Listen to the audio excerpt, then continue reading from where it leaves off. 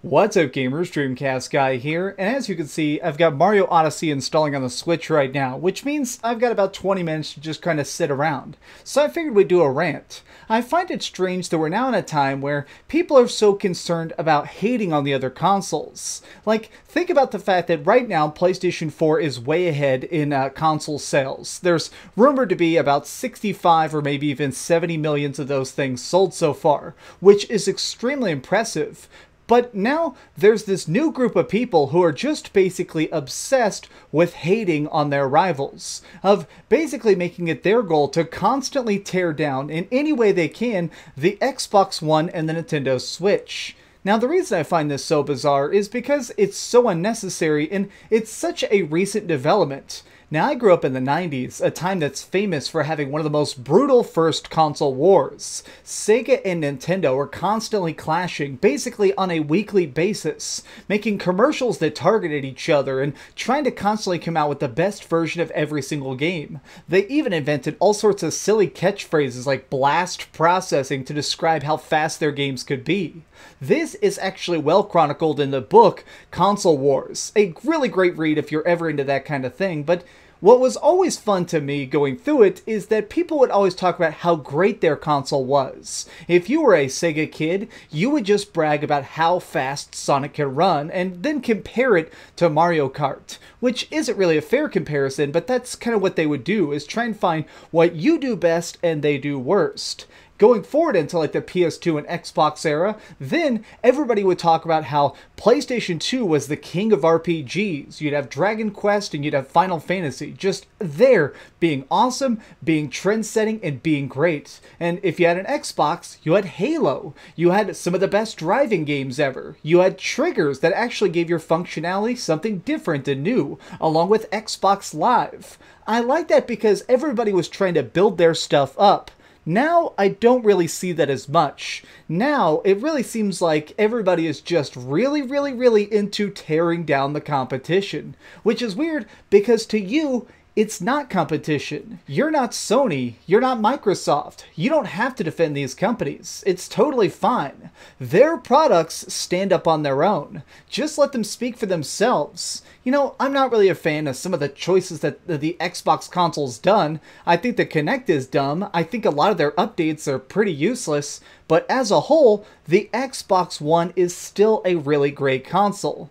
You know, I can put my issues aside because I know that 53 million Xbox Live users are logging on every single month and enjoying it. I'm not going to bother attacking them. And the same with the Nintendo Switch. It's not my favorite console ever, and I think people are a little too obsessed with trying to really push the fact that it's the ultimate handheld, but that's fine. That is their business. Instead, there are now entire channels completely dedicated to try and insult the competition. Like, hey guys, I'm the #1 fanboy of PlayStation and the PlayStation experience. If you like Nintendo, then you are trash, and I'm not even interested in your opinion.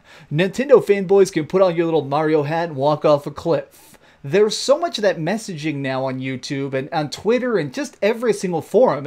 It's confusing, and I don't quite understand why we're in an age now where hating on something can sometimes be more fun than enjoying something. People don't just want to play Assassin's Creed, they want to hate on people who aren't playing Assassin's Creed. Just a couple days ago, I was talking about the fact that I think Wolfenstein is dramatically better than Assassin's Creed, and people are coming out of the woodwork to try and tear me down. I get to an extent that you want to try and make what you spent money on seem better.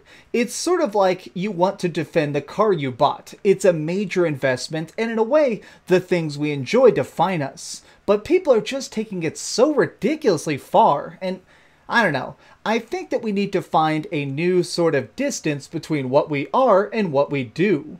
part of this could just be the fact that we're in this gamer generation where everybody is growing up playing video games, which I personally love. In my day, it was almost like a secret. All the gamers would sit in the side of the cafeteria and whisper about Pokemon and talk about beating a new level of Crash Bandicoot or going online with Diablo 2 for the first time. It was cool, but it was also something that you couldn't just openly talk about. Whereas now, people are for the first time able to really be open about this and even define themselves by the games they like to play. And I feel like now it's become something that they have to defend in a different way. It's not just that you own an Xbox, you are an Xbox. It's not just that you have a PlayStation 4, it's that I am a PlayStation 4 Pro. My major worry is that coming up in the next few years, we're going to see a time when there's really only going to be two major gaming companies, Nintendo and PlayStation.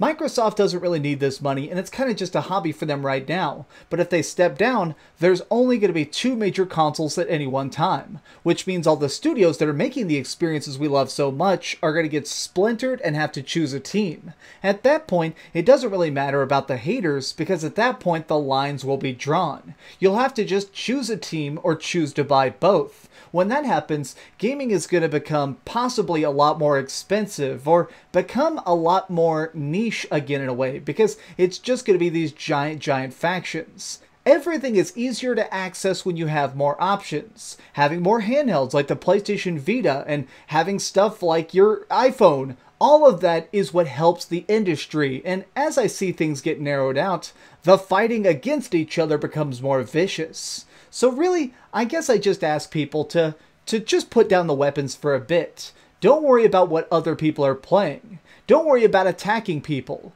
If somebody reviews a game you like and they don't give it the best score, it's probably not because they're an Xbox hater. It could just be that they like stuff different than you. If somebody doesn't give Mario Odyssey a perfect score, it's probably not because they're a terrible monster. It just could be that they had a different experience than you had. But what do you think about it? Are we in an era now where fanboys are just taking over? Is it just maybe the fact that this is a social media time and the biggest haters have the biggest microphones and the average gamer is actually having more fun than ever? Let me know your thoughts in the comments down below. If you enjoyed this video, please give it a thumbs up, share with your friends, and subscribe if you haven't already. But do me the biggest favor of all and keep dreaming. Let me check my download. Dang it, I still have 18 minutes left. Well, I guess I'm going to go play more Wolfenstein. So either way, I'm still winning. Oh, hi. I'm just working on the next video. If you want to see what it is, go ahead and click this button and you can subscribe. Also, if you click these video links, you can see my latest review and my latest top 10. Now I'm just going to sit here for a minute and wait for you to subscribe. Oh, I guess I could put on these giant glasses. I literally found these on a roller coaster.